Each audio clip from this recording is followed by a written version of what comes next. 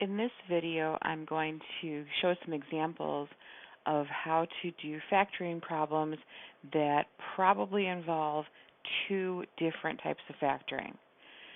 When we're looking at factoring problems, the first thing you always want to start with is, do you have a GCF? So if I look at the example here, I've got three terms, and I recognize, whoops, let me fix that. I recognize right away that all three of these terms are all divisible by 4. So in that case, that's my common factor, that's my GCF. So let's factor that 4 out, and if I divide out, what's left then becomes that trinomial, p squared plus 6p plus 8. This is the part where you now need to keep going. We've taken out a GCF, so this is one type of factoring, but I want to look inside the parentheses here and see if I can do more. And for this particular problem, I can. Off to the side, I'm going to write myself a little reminder. I'm looking for two numbers that multiply to 8, and I want those same two numbers to add up to be 6. So doing a little bit of quick mental math here, I know that 4 times 2 is 8, and 4 plus 2 is 6. So this 4 on the outside isn't changing. We're going to leave that be a 4. We're going to split this trinomial into two factors. The p squared is going to completely split 1p in the first factor, 1p in the second factor. And these two numbers that I found that both multiplied to 8 and added up to 6 are going to be used to complete my factors. So this particular problem, you had to factor with a GCF and do trinomial factoring. So this is an example of how it's referred to oftentimes as a combination problem, or if you read directions that say factor each completely, make sure you look for all different kinds of factoring. Let's take a look at example number 2. First step, look for a GCF. You may or may not have one, but that's always the first place to look. And I recognize that all three of these can be divided by 2. So there's my GCF. And I'm going to write down what's left over. M squared plus 4m minus 21. If you need a reminder, you can always write this off to the side. For this particular problem, we're looking for two numbers that multiply to negative 21. And I want those same two numbers to add up to be 4. Little mental math here. How about a positive 7 and a negative 3? Positive 7 and negative 3. So the 2 in front stays the GCF of 2. We're going to split the trinomial into two factors, m and m, and then using a positive 7, one of my factors would be m plus 7. The negative 3 here means the other factor is going to be m minus 3. Box it up, call it done, and be happy that you have just factored that problem completely. That's example number 2. I'm going to roll on down to example 3 here. Again, always that first step, look for a GCF. So I recognize all three of these terms are divisible by 3, but I also recognize that all three of these terms share at least one n. So this n at the end is the lowest exponent, so I can take one n out of each of my terms.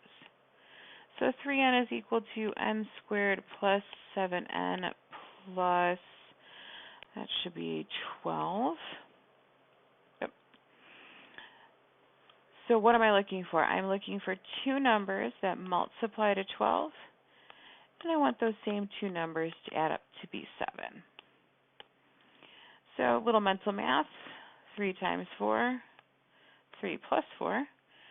So I know those two numbers are correct, so I want to use them when I write out my two factors. So n plus 3 is one of my factors, and n plus 4 is the other factor. So this particular problem, as the other two you saw, has a GCF and then these two factors from the trinomial. When you write your answer, make sure you include all of that information when you are asked to do a factoring problem.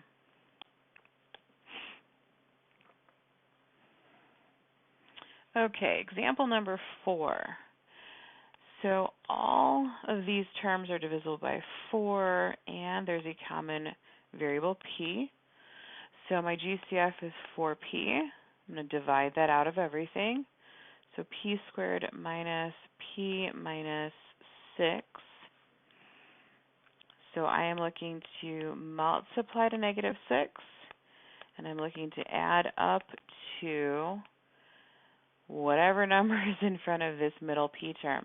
There's a negative sign right there, which means it is a negative 1 I'm looking for. The only factors that will make this work, negative 3 and positive 2.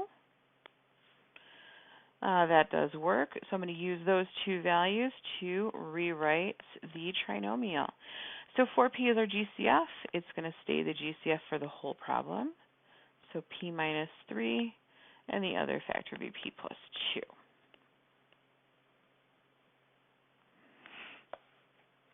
2. That's what problem number 4 looks like here. Yep. I'm going to roll on down to number 5. Okay. Always looking for a common factor. I have found one. That common factor is 2. So we've got 2 times 7n squared minus n minus 6. Now, this one is a little bit different because this 7 is in front, so I'm not just looking for what multiplies to negative 6 and adds up to negative 1. I need to make sure I'm dealing with this 7. So there's a couple of methods for doing this. You might want to check out a video on the AC method for factoring. You can also do guess and check. That's what I'm going to do for this problem. So 7n squared is going to split as 7n and n. And the guess and check part is, now what I want to look at is the things that multiply to 6 and see if I can figure out which one goes where. So I know I've got 1 times 6 and I've got 3 times 2. And what I'm looking to do is when I multiply these two pieces and these two pieces, I want them to add up to be the middle term of negative n.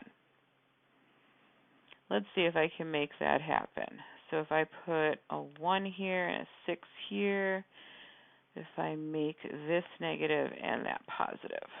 Okay, so guess and check. This is the guess part. I've made a guess. Now I'm going to check it. So I'm going to take I'm going to take 7n times negative 1. So that's negative 7n. I'm going to take 6 times n. That's plus 6n. And yes, if I add those up, I'm going to get negative n. So my guess is correct, which makes this the factored form for example number 5. Let's roll on over to the last example for this video, and it's number 6 here. Always look for a GCF first. 12, 40, and 12 are all divisible by 4. There is no common variable here. So 4 times 3a squared minus 10a plus 3. We're dealing with this a value that is not 1. So again, look up a video on, I actually have a video on my channel for AC method, or look for something called advanced factoring. Any of those will work to help you out as well. If you can do guess and check, I am a big fan of it myself. So 3a. Let's make that negative 3 and let's make that negative 1. And I'm going to check my work. So 3a times negative 3 is negative 9a. Negative 1 times a is negative 1a. If I add those up, I absolutely get negative 10a. So now that I've checked my work, I know that my answer is correct. And that would be the factored form for that sixth example. So all of these examples were combinations of GCF and some form of trinomial factoring. I hope this has helped if this is something that you were struggling with.